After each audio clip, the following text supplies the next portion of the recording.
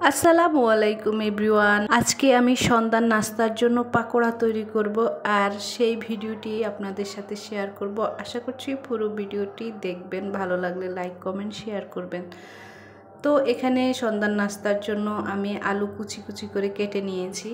আলু ভাজি যেভাবে করে ঠিক সেভাবে কেটে নিয়েছি পেঁয়াজ কুচি, সামান্য একটু আদা কুচি দিচ্ছি যাতে দাঁতের তলায় পড়লে ভালো লাগে। এখানে দিচ্ছি কাঁচামরিচ, তারপরে আদা বাটা, রসুন বাটা 1 চামচ, লবণ, হলুদের গুঁড়া 1 চামচ, মরিচের গুঁড়া 1 চামচ, ধনিয়ার গুঁড়া 1 চামচ, জিরার গুঁড়া 1 চামচ এবং ভেষণ পরিমাণ মতো ভেষণ দিয়ে নেবেন।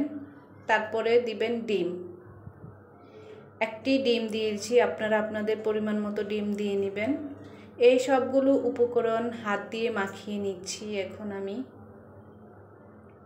তো এগুলো হাত দিয়ে ভালো করে মেখে 20 মিনিটের জন্য রেখে দেব, যাতে করে আলুর ভিতরে মশলা ঢোকে এবং আলুগুলো মসৃণ হয়। 20 মিনিট পর আমি একটি কড়াইতে তেল ঢেলে নেব।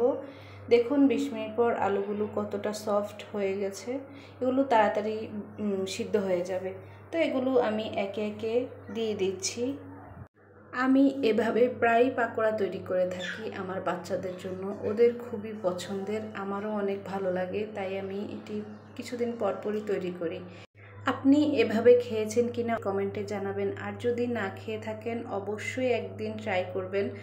বাচ্চাদেরকে এভাবে তৈরি করে খাওয়াবেন, দেখবেন ওরা অনেক পছন্দ করবে। আলুর খাবার সব বাচ্চারাই পছন্দ করে আমার মনে হয়। আমাকে ভালোবেসে যারা এ পর্যন্ত ভিডিওটি দেখেছেন তাদের জন্য অবিরাম ভালোবাসা রইল। আমাকে সবসময় এভাবে ভালোবাসবেন। আমি বড় ভিডিও তেমন একটা দিতে পারি না, আমি এখন থেকে চেষ্টা করব প্রতিদিন একটি করে বড় ভিডিও দেওয়ার। আপনারা অবশ্যই আমার সাথে থাকবেন, আমিও আপনাদের সাথে আছি। তো দেখুন কথা বলতে বলতে আমার পাকোড়া একদম তৈরি, আলু একদম ভিতর থেকে সিদ্ধ হয়ে গেছে, খেতে খুব ভালো লাগছে। আজকের মতো বিদায় নিচ্ছি। আল্লাহ হাফেজ, আসসালামু আলাইকুম।